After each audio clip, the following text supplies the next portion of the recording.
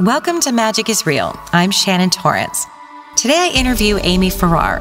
Amy is a published author, and her latest book is called A Jersey Girl's Guide to the Universe, a memoir. Her book is about her life as a normal person who happens to have had quite a few paranormal experiences. Amy and I talk about, just run-of-the-mill things like out-of-body experiences, psychic phenomena, UFO sightings, and alien visitations. We also share our respective hypotheses about what we think is really going on in the universe. Nothing heady, just basic stuff. If metaphysical and paranormal topics are your jam, you're in the right place. So if you like this video, please subscribe, like, share with your friends, and hit the bell notification so you're alerted whenever a new video is up. And without further ado, because I know that was a lot of ado, here is my conversation with Amy Farrar.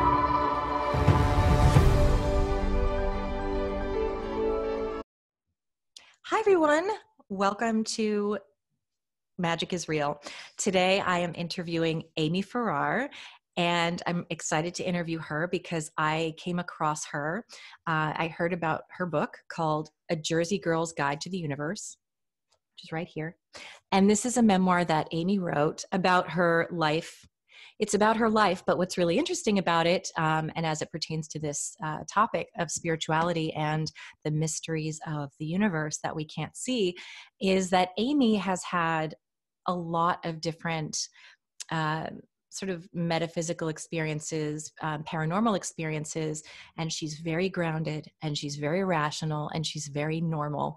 And I think that there's, yeah, and there's something to be learned from everyday people that have experienced not so everyday things. So Amy, welcome. Thank you so much for your time today. It's really great having you. Thank you for having me. This is a great opportunity. I really appreciate it. Oh, it's my absolute pleasure. Now, I'm going to start off by talking about how you actually grew up in a town in New Jersey, which was put on the map. And tell me a little bit about that. Well, I grew up in Grover's Mill, New Jersey, which for maybe some of your younger viewers, they might not know that it's where the Martians landed. And what that means is that I think it was back in the 30s, a man named Orson Welles, who was an actor and a radio producer, decided that he was going to do a radio version of H.G. Wells's book, War of the Worlds. And hi, Kitty. And in the story, Martians come to Earth and attack. And when Wells was trying to figure out where he was going to put this whole drama in his radio play, I believe he blindfolded one of the producers and they put a pencil on the map, and it ended up being my hometown, which is Grover's Mill, New Jersey. And so Grover's Mill, when that first happened, there was a lot of shame. There were a lot of the people that lived there were very unhappy, because what happened was Wells did his broadcast, and a lot of people that were tuning in that night didn't realize that it was a fictionalized account of H.G. Wells's book. And they thought Martians really had landed in Grover's Mill, New Jersey. And there was a bit of a freak out. And the one of the locals shot the local radio tower, or not the water tower. And people started, getting in their cars and driving away. And they were very afraid and very upset. And later on, after Wells got in a lot of trouble, I believe he got arrested. I don't think that would have happened in this day and age. But after they found out that it was all just a radio play, they were calling it a hoax, but it was really just a radio play. They felt very ashamed of the whole thing because, they had fled their own town and it wasn't even a real thing.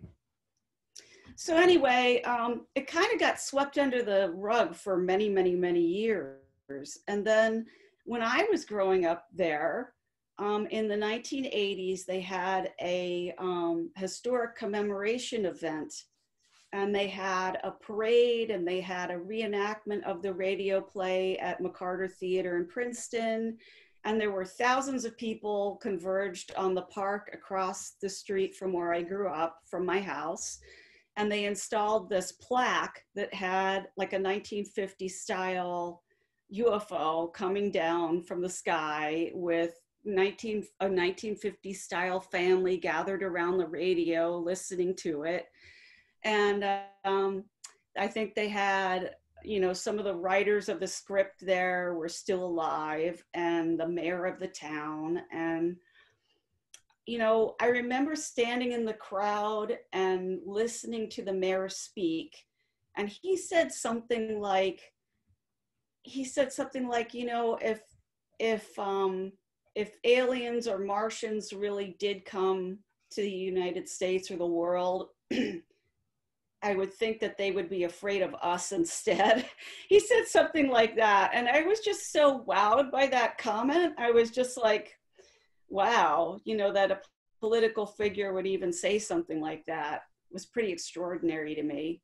Yeah. And I love that you open with that, because I think that sort of is an introduction to your first, maybe, I don't know if it was your first knowledge of UFOs, but it's something thought-provoking. And at the time, what did you think? Maybe, oh yeah, that's not real, or you sort of think of it as something that's fantasy or possibly real, but not something that might pertain to you and me. Is that correct? When you were... At the time, I wanted to believe that it was real, because my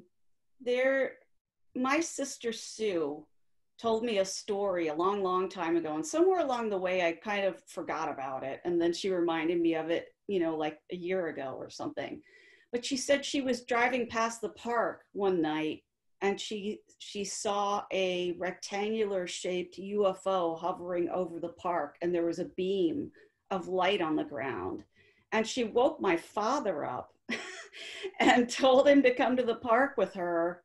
And my dad went, and by the time they got there, it was gone. But, my father and I grew up watching Star Trek with my father.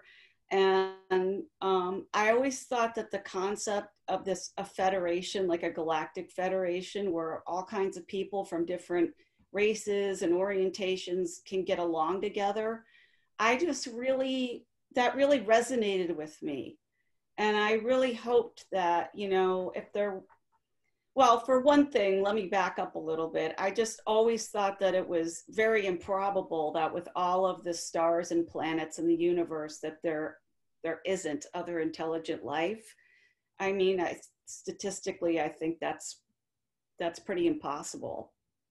I agree. And actually, when I was growing up in Connecticut, which is very close to New Jersey, I was probably, this was in the 80s, I was probably around 10, and I was in my parents' bedroom on the phone with my friend Holly, and I looked out the window and I heard nothing. It was dead silent, but I saw a tripod-like, I'm calling it a UFO because it was an unidentified flying object, and it had three lights. It was triangular in shape, and each one was a different primary color. So I think it was red, blue, and green.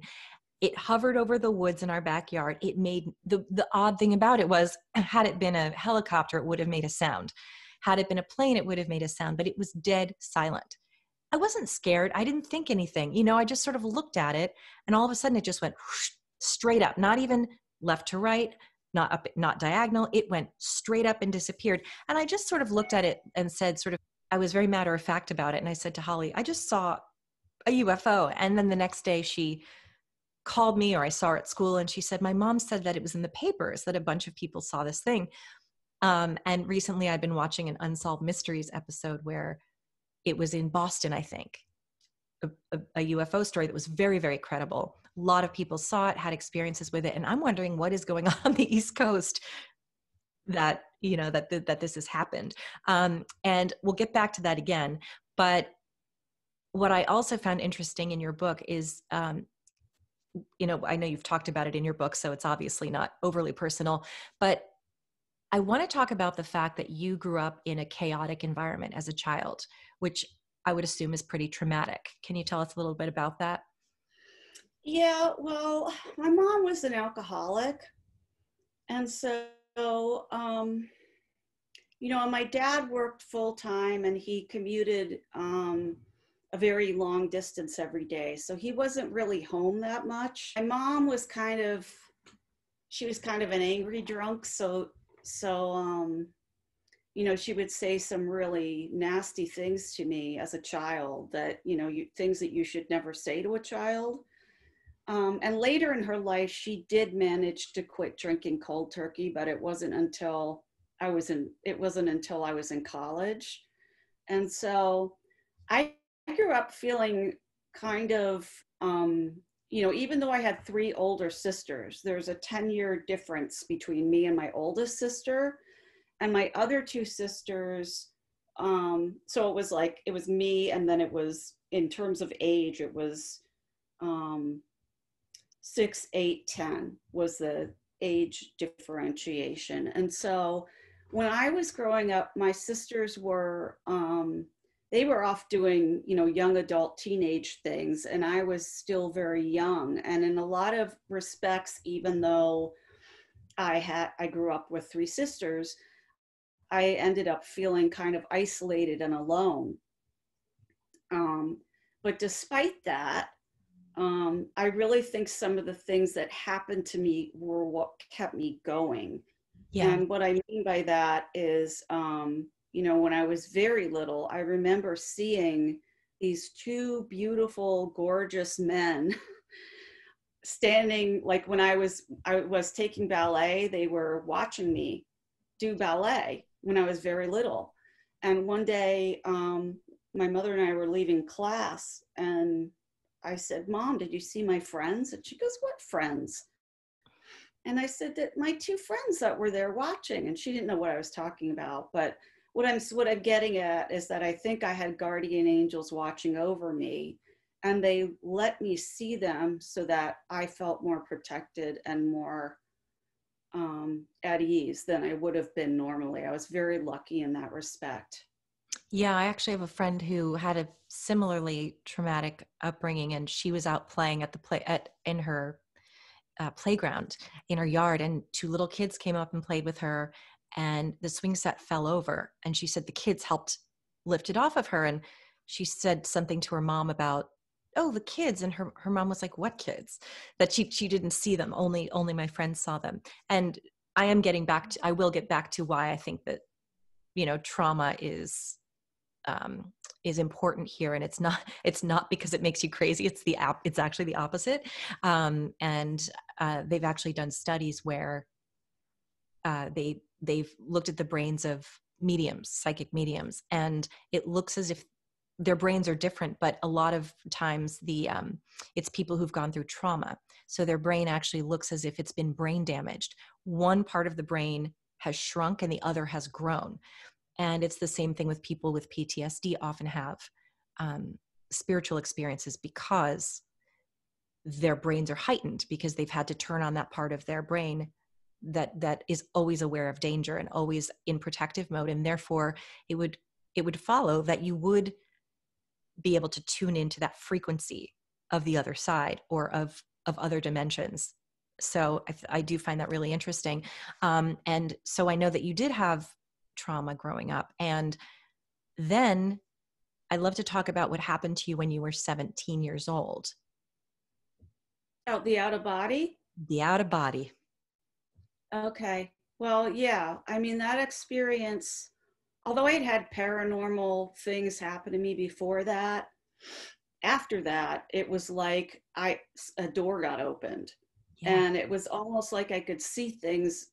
Well, for me, I'm a clairaudient, so I can actually hear things that other people can't. And when they're around me, they can hear it too, but I'm kind of getting off topic here.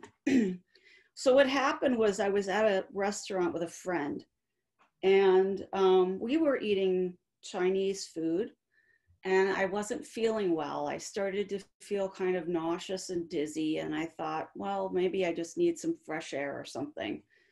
So I went outside into the parking lot, and it seemed like it was getting very dark. And what was really happening was I was blacking out.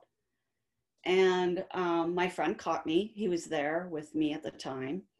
And all of a sudden, it's 1 minute I'm there in reality, and the next minute I'm kind of floating over my body. And I'm thinking, wow, this feels great. And what was happening was I was experiencing what it feels like not to have any physical pain, but also not to have any emotional pain. And it was like these chains fell off, and I started floating upward, and I was going through a tunnel toward a bright light, like you hear with a lot of other NDEs. I'm not sure that this was an actual NDE. It was an out of body. And I was heading toward down this tunnel, and I could sense guardian angels and like my grandparents who had passed on. There were all these people around me, pets that had passed on that I hadn't seen in forever. And I was like, this is great. And it felt so awesome to be flying. It was just like, oh my God, I was like a little kid that was, flying around outside.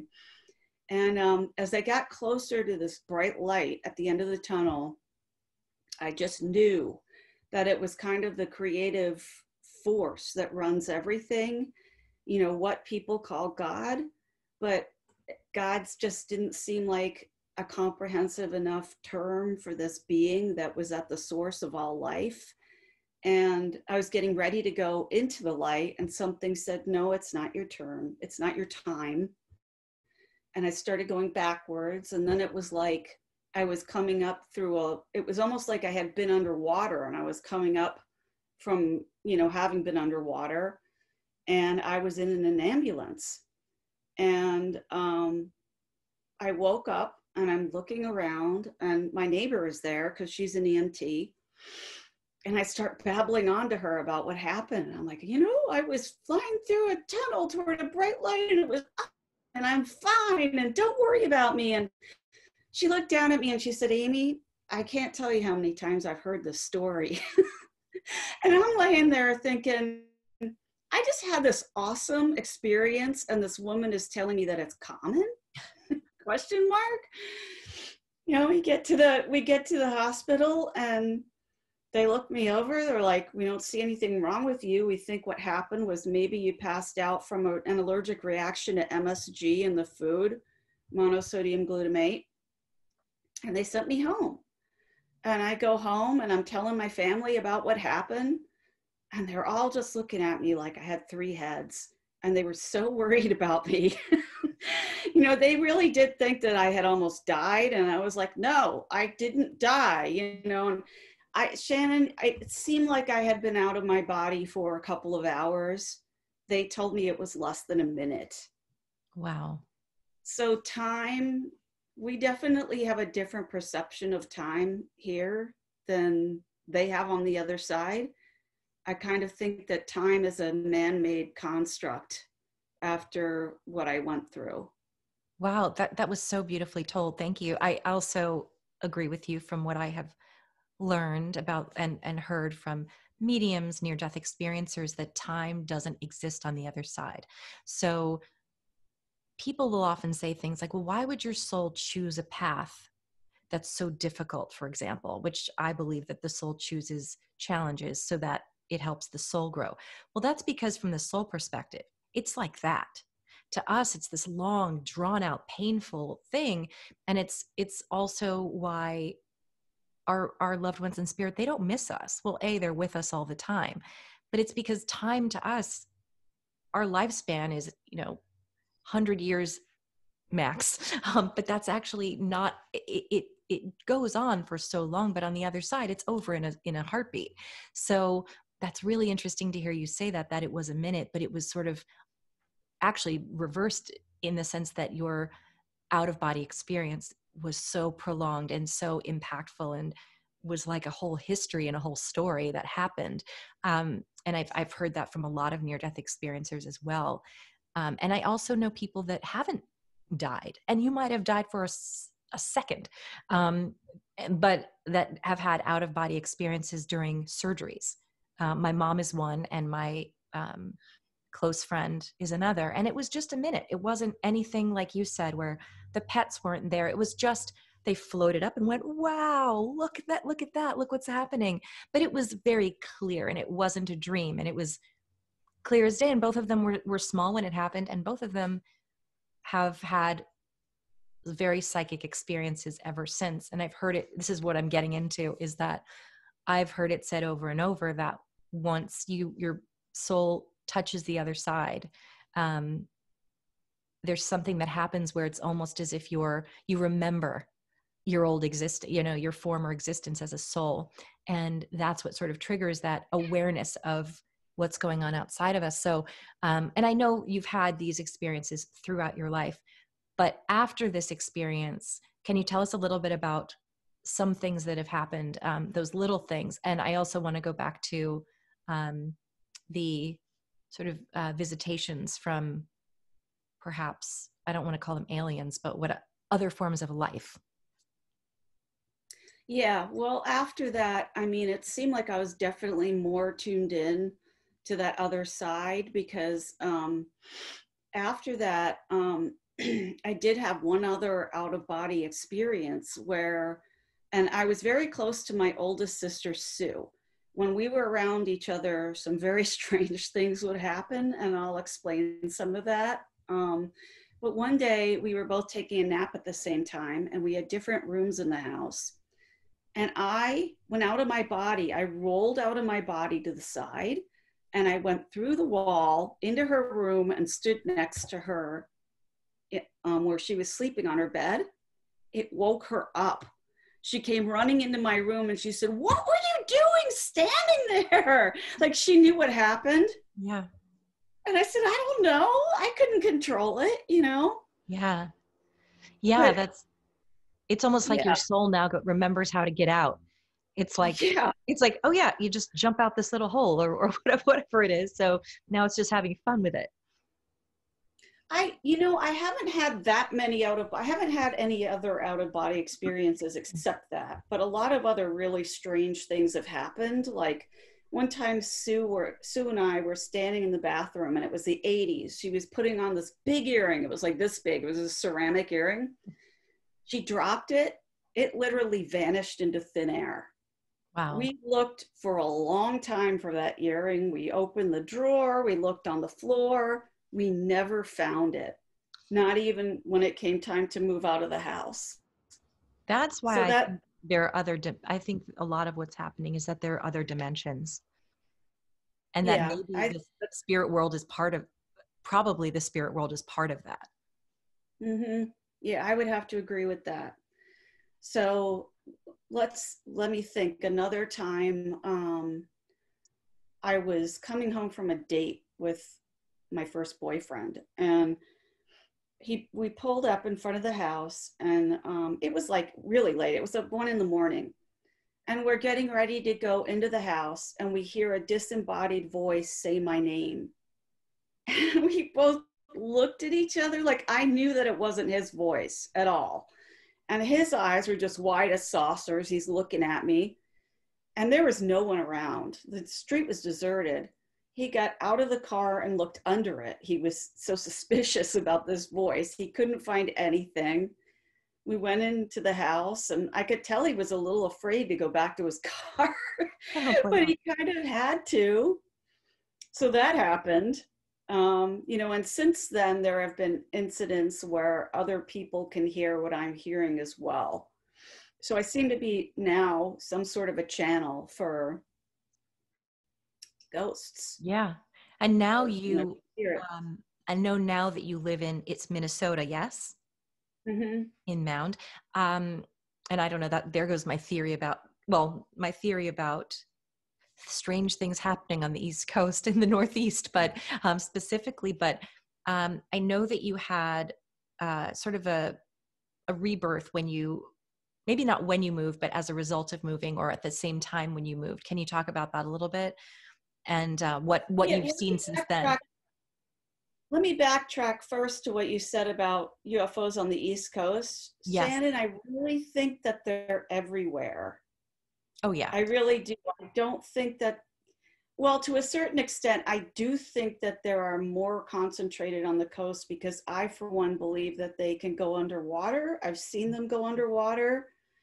So water has something to do with it. I don't know what. There are people that argue that there are bases under the water, like Catalina Island. I think a lot of people think Ooh. there's a base under the water. But I think that they're everywhere now. I don't think that there is a single place on Earth where that is immune to them. That's true. I think I was just thinking maybe there's some sort of longitudinal thing where, and latitude thing where maybe there's some sort of star where they're coming from, and that's why so many people on the East Coast see them. But they see them all over the world. You're right. Well, and it's water. I mean, Minnesota is the land of 10,000 lakes. My family and I saw one dive into the lake where we live one time. So Wow. Where were you? I we mean, were I knew you coming were at the lake, home. but We live on Lake Minnetonka. We were coming home from a movie, and it was summer, and we see this strange light hovering over the lake, and it's green and red and blue. And at first we think maybe that's a drone, and then we realize it's too big to be a drone. So we pull over and we're just kind of gawking at it. And just as the three of us kind of realize this is probably a UFO, it takes a dive into the water, like faster than you could imagine any type of man-made aircraft. Diving into the water, it dives into the water and disappears. And we all just look at each other like, did that just happen? yeah, that's similar to what I saw as well. It was the green, the red, and the blue, and happened so fast. I had no feelings about it. It was just, did I did that just happen? And where did it go? And it just was gone as quickly as it came. And now so you moved to Minnesota, and I'm wondering, was that when I know that you also had a visitation experience. Was that in Minnesota in your new life? Or did that Yes. happen? Yes, that's right. And just, I need to backtrack a little because in addition to growing up in an alcoholic home, my first marriage was an abusive one, very emotionally abusive. And then when it became physically abusive, I knew I had to get out. And at that point, I had a sister who lived in Minnesota, and she said, why don't you try coming out here, see what happens. If you don't like it, you can always go back. Mm-hmm. So I was like, okay. So I move in with her. And about a couple months later, my brother-in-law introduced me to my now husband. And so a couple of years later, we were married. And then we had a daughter who's now 16. And it seemed like after my daughter was born, for some reason, the UFO thing just started happening all the time. We had the experience with the one that I just told you about. And then in 2007, when she was very little, we were sleeping one night. And I have to preface what I'm about to say by explaining that I'm a very light sleeper. I wake up at the drop of a hat. And I sleep with earplugs. I have a noise machine, a fan. My husband has sleep apnea, so he has this machine running. So I do everything I can to block out any sound. Well, I'm sleeping there one night, and I hear another sound over top of everything else. And I sit up in bed, and I take my earplugs out, and I turn the noise machine off. And it's a fast-pitch whirring sound. And at first I'm thinking, are somebody's brakes squealing outside or something, and then as I wake up more, I'm realizing, holy cow, this sound is coming from directly over the house, and there's an eerie green light seeping in through the window. And just as I realized this, it's like I got forced back to a laying down position, and I could sense the presence of 3 beings in the room with me. And I couldn't see them, but my feeling was that they were the gray aliens, and not the little ones, but taller than that. And I'm not sure if they were physically there with me. Later on, after I thought about it, I kind of wondered if maybe they have some sort of like hologram technology where they can actually be in a room with you without having to come in physical contact, because I've always kind of wondered about bacteria, you know, if, I mean, we make each other sick on this planet. Could you imagine what we would do to each other if we were interacting with another species? So, but anyway, as I'm laying there, my fear kind of dissipated, and it felt like there was a beam of light kind of scanning my body. And a lot of people report that this beam of light is kind of what paralyzes you, but I got the feeling that they were looking for information from me of some sort. And I had just finished writing a book about global warming that was directed at middle school students. And for some reason that my book just kept coming up in my mind when I was getting the scanning feeling. And so did my daughter. And as soon as my daughter entered my head, I told them, you know, if you ever hurt her or come near her, I will never cooperate with you again, which was a weird thought to begin with, because I couldn't remember ever having interacted with them in the past. And then it was over. They were gone. And I sat back up in bed and I looked at my husband. He was fast asleep. And I'm thinking, how is it that he didn't wake up through any of this? And I ran into my daughter's room to check on her, and she was fast asleep. And I thought, what do I do now? Do I wake them up and tell them what happened? And I'm thinking, you know, at this point, my husband sort of believed in UFOs and aliens, but since he hadn't had any personal experience with it, I thought he's probably not going to believe me. And what's the point of waking him up in the middle of the night anyway, when I could just tell him about this tomorrow or whatever? And, you know, I knew that we weren't, that there wasn't any threat that they were going to come back. I just had that knowledge. And a lot of people would be like, oh, well, you know, weren't you freaked out that they got into your house? Yes, I was, you know, but I thought, if they could get through the walls, there's nothing we can do to keep them from doing that again. So what's the point of being freaked out about it? So I didn't really sleep that much that night. I told my family about it the next day, and they were just like, whoa. And I also contacted MUFON, which is the Mutual UFO Network. And a man named Craig Lang came out to the house, and he investigated, and he couldn't find anything in particular out of the ordinary, but I think he believed me.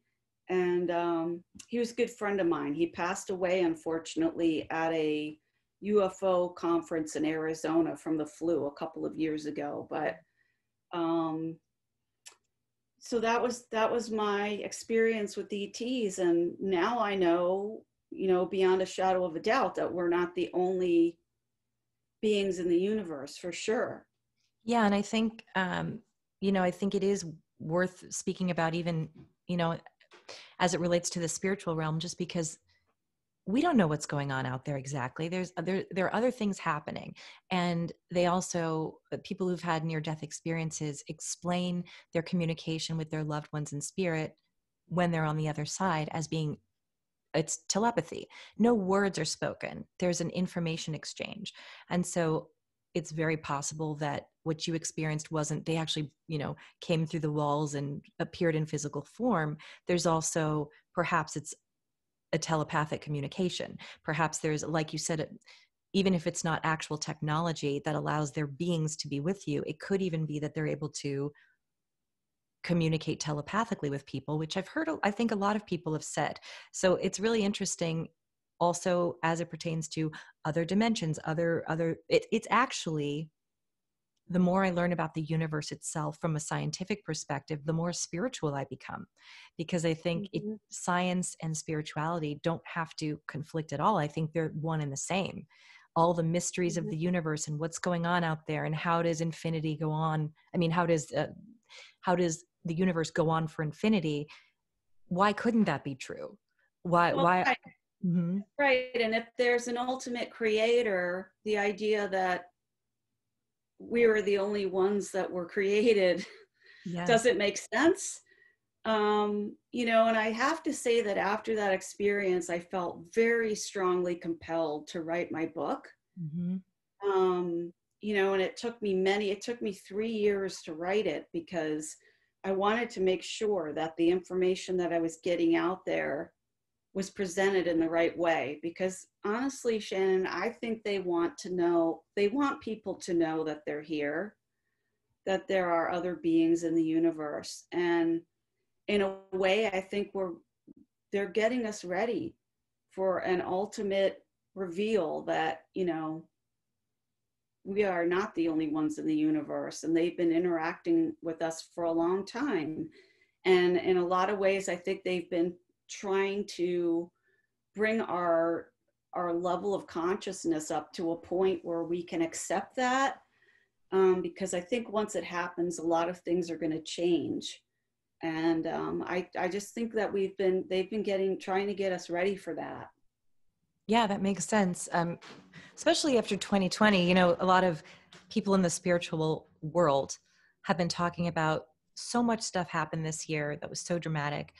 And that in fact, it's really sort of a building of elevated consciousness and elevated sort of oneness, that right now it seems we're so divided, and there's a pandemic and there's all this political stuff that's happened. And really it's all almost like a stage play that's preparing us spiritually to evolve, even though if you're not spiritual, that probably sounds crazy. But I think that makes a lot of sense, that I think we are getting closer and closer to understanding more.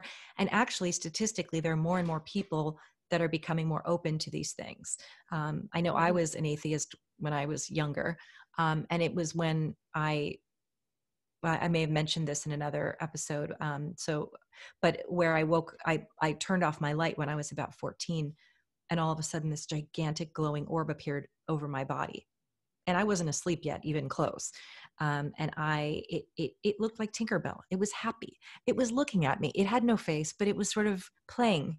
And it looked happy and sweet, and it wasn't menacing at all. And it zipped across the room. And then all of a sudden, and I screamed just because it was so unfamiliar. I didn't know what it was. And it zipped up and disappeared.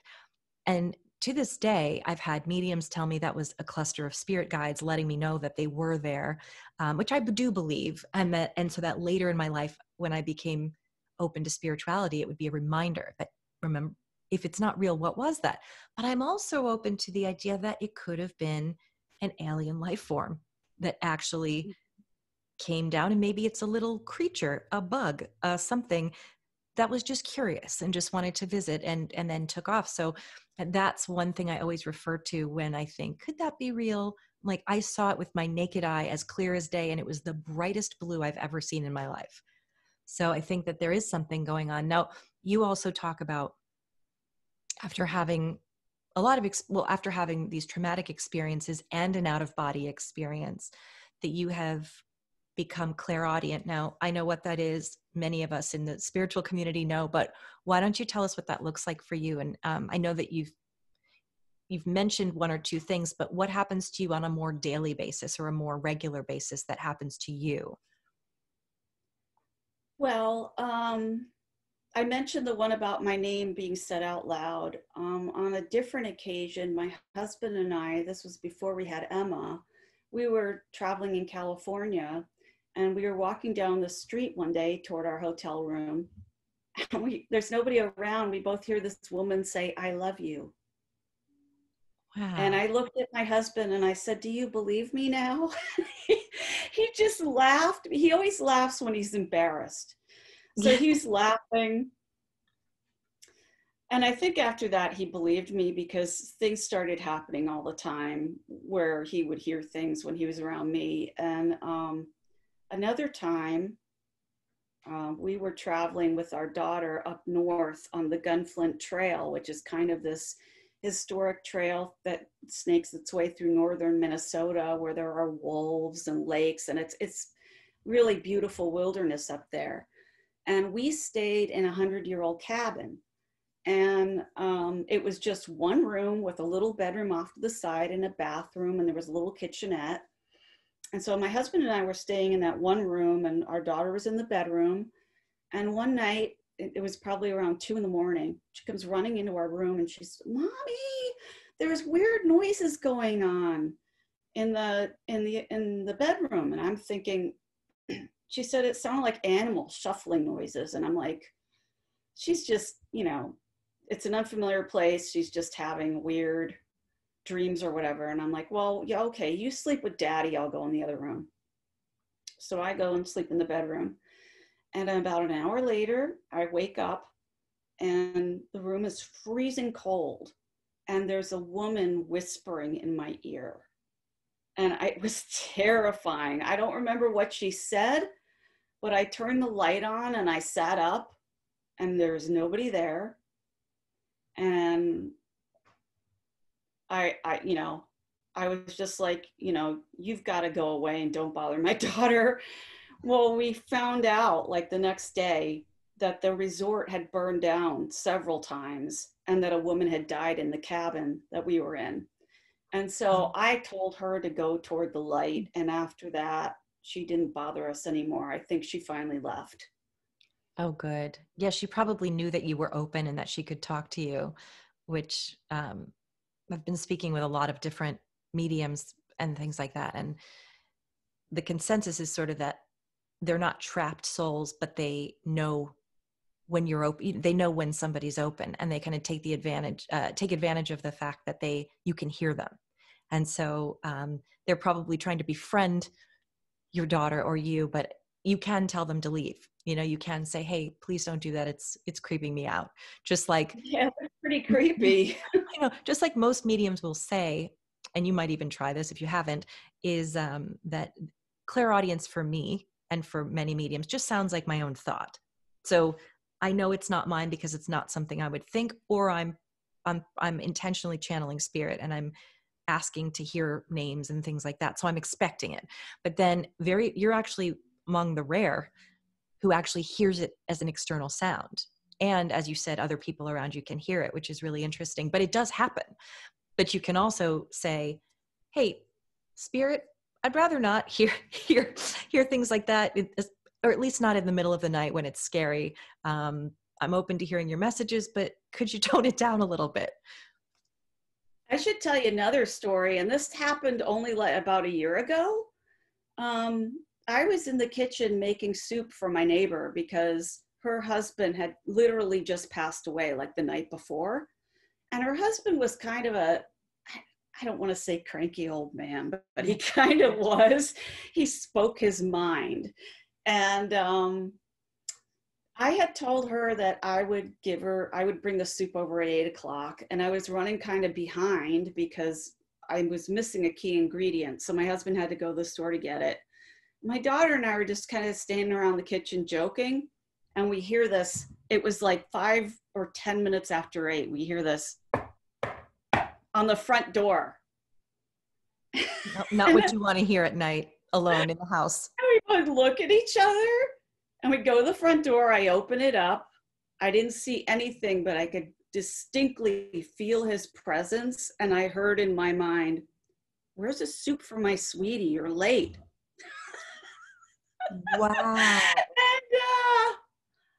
I turned around and my daughter had a giant kitchen knife in her hand. She was so freaked out. And I'm like, "Wow, you're ready. I guess you're the right person to have around if we get broken into." But yeah, he was telling me that I had to hurry up with that. Have you ever been interested in developing it, that ability and focusing it on being a medium or a psychic, or is it just something that's part of your life and I know that you're a writer and an editor and that's your passion, but have you ever thought about doing that as a profession? Well, I mean, that's an interesting question and maybe I should pursue it. Mm-hmm. I tried doing tarot card readings for people one time, and tarot cards for some reason never resonated with me, and it didn't work out because I ended up telling people what they needed to hear, not what they wanted to hear. And a Oh, lot of yeah. people ended up getting really mad at me. And I thought, I don't know if I really want to do this anymore. But yeah, I mean, if you have any suggestions as to how I can develop it, I'm definitely open to that. Yeah, and I'll just say it here too, because for whoever's listening, they might be interested as well. And so that can be, I think that's actually relevant. Yeah, I think, what I believe and is that, and a lot of people in the spiritual community believe, is that all of us are mediums. You either believe in it or you don't. And because when we're children, our brains are very open. You might notice children will have imaginary friends, and sometimes they're really imaginary, but sometimes they're not, and they see things that we don't see. And it's because they haven't, when you enter into, as you grow, you have to learn things to adapt to society. You have to learn technology. You have to use a different part of your brain to learn to live in this world. So you let go of that intuition, that sixth sense, all of those, Right. and you start to lose your memory of when you were a soul, because you're getting older and older. And all we have to do is develop it. I mean, I always was obsessed with mediumship, but I thought you had to be born gifted. I thought it was something you were gifted. And some people are blessed, or maybe cursed with that ability, but that's so strong that they can't deny it. But all of us already have it. And so all it takes is studying. And I had, I'm a voice actor, and I had a long period of a voice disorder where I couldn't work. And someone said, "What could you be something else? If you could be anything else, what would you be?" And I said, "I'd be a medium, but I don't think that's going to happen." Well, then I started to read books by mediums that said, you absolutely can learn to do it. You can. You might not be. It might take you longer. And so I've been in studying it for a year, and I'm finding that I'm able to do it. I'm not Teresa Caputo. I'm not, John Edward level, but the more I study, the more I practice, the more I'm able to do readings, and they're coming through loud and clear. And it's astounding that I'm like, this is real. You can train your brain through meditation, through setting intentions. And there are many people you can study with. That's the great thing, is I've taken this COVID time to just take class after class. I highly recommend Monica the Medium's class. But they're workout groups. I'm a voice actor, so that's what we call that. But there are mediumship circles. Now you can do them on Zoom. So I'm jumping in on a lot of those where you're doing practice readings, you're getting tips and tricks. So I'm just saying that as part of this episode, not really even just for you, but for anyone who thinks that you have to be, it's, just some special gift. We all actually are souls. We just Are you, forget. how do you do readings for people? Is it through tarot cards or? You can, and I sometimes use them as a supplement, but I just do a Zoom, for example, with different people. And you can, back before COVID, people would meet at someone's house, and you do a mediumship circle where you partner off. So I'll meet with someone for I usually do an hour just because I need more time. But I personally, everyone has their own way of getting into it. But I do a little prayer, I do a meditation, and then I just relax and I just say what I'm seeing. And I don't interpret the information. I just say, I'm seeing a doormat. I'm seeing this. What does that mean to you? And more and more, as I trust that what I'm seeing, because I've asked spirit to communicate with me, that if I just trust that spirit's there, what I'm delivering actually ends up being validated. So obviously it takes years to become consistent. I mean, sometimes I get no's, and sometimes I get no's, and it's because I'm not interpreting it correctly and I have to dig deeper. So there's a lot to it, but I recommend that if you're interested, either you or anyone else who's watching this, there are so many amazing resources online. And after we end this episode, I can send you some information, but there are so many wonderful mediums. You can study with James Van Praagh. You can study with Monica the Medium. These are people that are well known, but then there are just endless wonderful teachers out there. So, and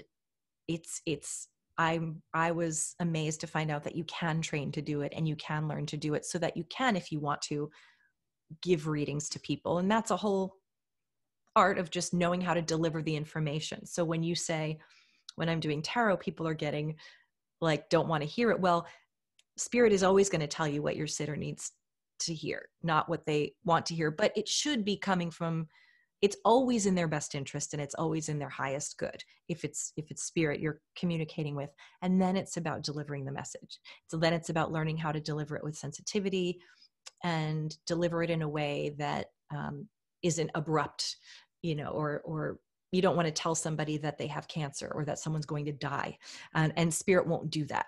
But if you do sense that, oh, this person has a health condition, and if they don't get it checked out, that's going to be a problem, there's a way to deliver it of like, hey, I'm nothing to be alarmed about, but I'm just sensing that you might want to get something checked out. Let me, go to a doctor. It could be nothing. And as human beings, we're fallible. So just because a medium tells you something doesn't mean they were even right. But if your hunch tells you also that, well, I'll do that anyway, I think it's always worthy. But can I ask you a question? Yeah.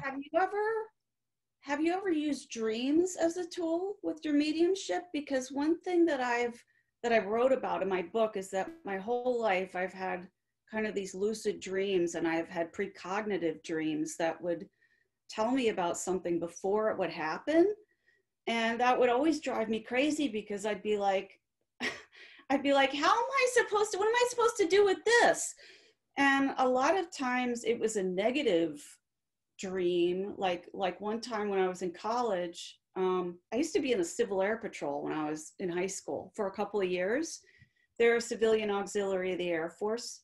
And because I was interested in flying, I was learning how to fly a plane. And in college, in the Civil Air Patrol, I had made friends with one of the cadets from another squadron. And one night when I was at college away at Rutgers, I had this dream that there was an explosion and that he was very badly injured. And I felt this need to just go home. And so the next day, I think it was a weekend anyway, I took the train and I went home, and there was a letter from him on my desk. I mean, this was back before cell phones. And he said that he was fixing the tire of a jet plane, and it exploded, and it hit him in the face, and he almost died. Wow. And he's okay now, but that sort of thing would happen. Another time, before the Twin Towers came down when I was little, we were touring them, and I stood out on one of those windows they had windows that would stick out so there was nothing under you. Mm-hmm. And I remember feeling this wave of just nausea and sadness and fear. And it was just like the worst feeling in the world just washed over me. And I said to my family, it was Christmas time, I said, I have to get out of this building. Can we just get out of this building? And my sister Jenny was just kind of poking fun at me like, oh, you're just such a wuss, because you have to take an elevator to get all the way to the top. And it was like over 100 floors. It's a freaky feeling. And at the time I thought, oh, I'm just afraid of heights or whatever. It was the precognitive feeling about what was going to happen to those towers. Yep. And I actually had a dream the night before it happened about it. And I called my mom. I said I had a scary dream that I was in New York City, and wasn't literal, but I said there were bombs falling and people were running through buildings, and I was so afraid. I woke up, and I said, and in the dream it was Iraq, and they were bombing us. And my mom said, well, that could never happen. That's not going to happen. We have safe airspace. And also, it wasn't Iraq, but it was something that was around the Iraq war. And I didn't know. I was so oblivious to the news at that. I was in my 20s. I wasn't really up to date on world events. And the next morning it happened, and I called her and I said, that's what the dream was. And so to answer your question, I think if it's someone that you are close with and they're in your dream and there's something, I mean, I suppose you could always mention, hey, just be careful on the road, or just, check your tires, or whatever the thing is. But I think the thing about precognitive dreams is often they're not really necessarily a message to you to do something. you're picking up on the energy of, and again, this might come back to, I don't know, other dimensions where apparently there can be parallel realities and things have happened before, in a sense. So it's almost as if you're picking up on energy of something that has happened or will happen, but you're not necessarily meant to do anything about it. It's just happening. Now, if you have a precognition about, as I said, your sibling or something, and they're in and you see a crash and it feels real, you might just say something to them, like, without scaring them, like, I just, please be careful on the road today. I just have like an unsettling feeling or something. But in those cases, we couldn't have, it's like we couldn't have stopped what was going to happen. You didn't know what those feelings were. I thought it was just a nightmare. And that's just my theory, of course, not knowing the mysteries of the universe, but loving talking about them. I think that sometimes we just pick up on that stuff. And sometimes it's that universal consciousness energy that we feel. I was lucky enough to have a precognitive dream about the man I was going to marry once I got to Minnesota. And it was very confusing at the time because I was dreaming about him when I was married to my first husband. Mm-hmm. And it was always this weird dream where I was walking through the snow and like a blizzard, and this man in a parka comes and takes my hand and takes me to safety. And I never saw his face, but I ended up in Minnesota where it snows all the time. Mm-hmm. And with someone that we were friends for a couple of months before we got romantically involved. And at the time, my other sex barometer wasn't working so great. I was always attracted to the wrong kind of guy. And I didn't recognize who he was at first. And finally, I figured it out. I'm like, wow, this is the guy from that dream. I should trust him. Yep. It's so interesting how we have things like that happen. And I think anyone, even if you're a skeptic, I think all of us have those stories. And if it all depends on how you look at it. If you're a believer, you'll see it as synchronicity. You'll see it as a sign. If you're not, you just think it's a coincidence. But it does, to me, indicate that there is some knowledge. There is the ability for us to know things we cannot see. And as we end this episode, I want to thank you for sharing your stories, because that's the stuff that I find so interesting, and that's really thought-provoking when it comes to how can everything that's going on in the universe, planets and stars and black holes and creation, why couldn't these other things, why don't we believe in UFOs? Why don't we believe in spirits? Why do we think that extrasensory perception is so out there when an animal can sense an earthquake coming? There are things that we don't see, and as we've evolved, we've lost touch with that Mm-hmm. part of ourselves. So going forward, I've heard a lot of people say that they think that we're all conscious. I've heard people say that we're all sort of moving towards higher evolution and higher consciousness. And in doing this work, which is why I also love to spread the word where it's welcome, is that I think we all can tap into it and should tap into it and really get back to who we are. There's so much division right now, and really we're all the same. We're all, doesn't matter what we look like, where we come from, what our religion is, what our ethnicity is, we're all souls. And the more we start, connect with that, I think the more we can be helpers, healers, and try to heal our world, but also get closer to spirit, which I think is the ultimate goal. And that's why we're here.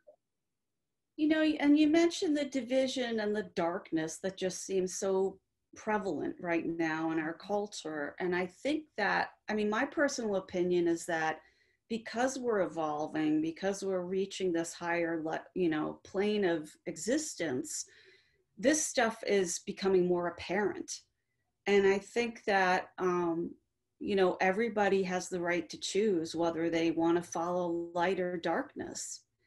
And I think that as we evolve, we're not going to accept that darkness anymore. And, I think it's, in a way, it's necessary that all of this stuff come to light so that we can get rid of it, because, it's kind of like the elephant in the room. If you don't want to talk about it, it's not going to go away. Right. Yeah. Well, Amy, thank you so much. Obviously, we could talk about this for hours and hours, but thank you so much for taking part in Magic is Real and helping to make it a thought-provoking, compelling series. And also, I'm going to, again, show your book. Tell us, I got this on Amazon. Where else can you get it? Amazon is really the only place you can get it, but you can get either a digital copy or a print copy. Great. And I'll put the link below in the video so that people know where to find it. And again, thank you so much, Amy, for sharing your story and being so vulnerable and open. It was so lovely to have this chat with you. Thank you, Shannon. You're welcome. Bye. Bye.